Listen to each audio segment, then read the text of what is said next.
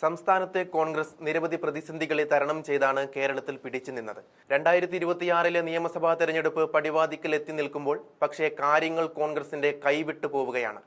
പാർട്ടിക്കുള്ളിൽ നിന്ന് തന്നെയുണ്ടായ വിവാദങ്ങൾ അണയ്ക്കാൻ നേതൃത്വം പാടുപെടുമ്പോൾ ഒന്നിനു പിറകെ ഒന്നായി മറ്റ് വിവാദങ്ങൾ പാർട്ടിയെ വിഴുങ്ങുന്നുണ്ട്. യുവനേതാവ് രാഹുൽ മാങ്കൂട്ടത്തിനെതിരായ ലൈംഗികാരോപണം മുതൽ സാമ്പത്തിക ബാധ്യതകളും ആത്മഹത്യകളും വരെ കോൺഗ്രസിന് തലവേദന സൃഷ്ടിക്കുന്നുണ്ട്.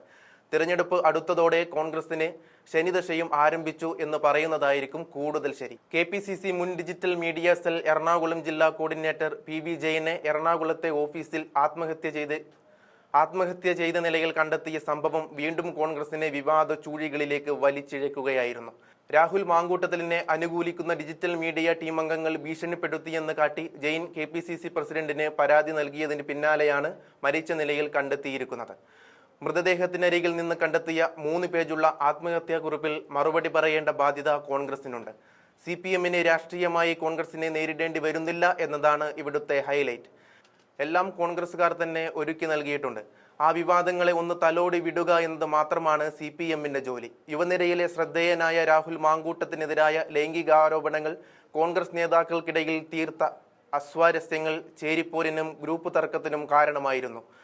രാഹുലിനെതിരായ ആരോപണങ്ങൾ കോൺഗ്രസിനുള്ളിൽ തീർത്ത പ്രതിരോധങ്ങൾ ശമിക്കുന്നതിന് മുമ്പാണ് ഒന്നിനു പിറകെ ഒന്നായി ആരോപണങ്ങളും വിവാദങ്ങളും കോൺഗ്രസിന് തലവേദനയാകുന്നത്. 2024 ഡിസംബർ 27 വയനാട് മുൻ DCC ട്രഷററായിരുന്ന NM വിജയനും ഇളയ മകൻ ജിജേഷും ആത്മഹത്യ ചെയ്തത്. എന്നാൽ കടം വീട്ടാമെന്ന KPCCയുടെ വാഗ്ദാനത്തിൽ വിശ്വസിച്ച കുടുംബം വീണ്ടും രംഗത്ത് വന്നതോടെ കോൺഗ്രസ് വലിയ സമ്മർദ്ദത്തിലേക്കാണ് നീങ്ങിയത്. കോൺഗ്രസ് വഞ്ചിച്ചുവെന്നും കടം വീട്ടാൻ മാർഗമില്ലെന്നും പറഞ്ഞ് NM വിജയന്റെ മരുമകൾ പത്മജ ആത്മഹത്യാ ശ്രമവും നടത്തിയത് പാർട്ടിയെ എരുതിയിൽ നിന്ന് വറച്ചട്ടിയിലേക്ക് എടുത്തിട്ട അവസ്ഥയാണ് ഉണ്ടാക്കിയത്.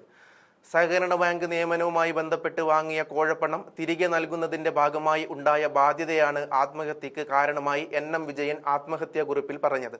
ഇതേ തുടർന്ന് 25 ലക്ഷം രൂപ പണമായി നൽകുമെന്നും ബാങ്കിലെ ബാധ്യത തീർക്കുമെന്നും പാർട്ടി അറിയിച്ചിരുന്നെങ്കിലും 20 ലക്ഷം രൂപ മാത്രമാണ് നൽകിയതെന്നായിരുന്നു കുടുംബത്തിന്റെ ആരോപണം.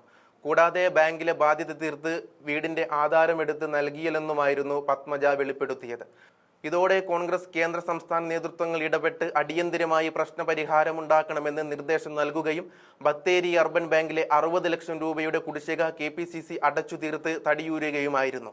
കോൺഗ്രസിനുള്ളിലെ അസ്വാരസ്യങ്ങളെ തുടർന്ന് വയനാട്ടിൽ 10 വർഷത്തിനിടെ 5 നേതാക്കളാണ് ജീവനൊടുക്കിയത്.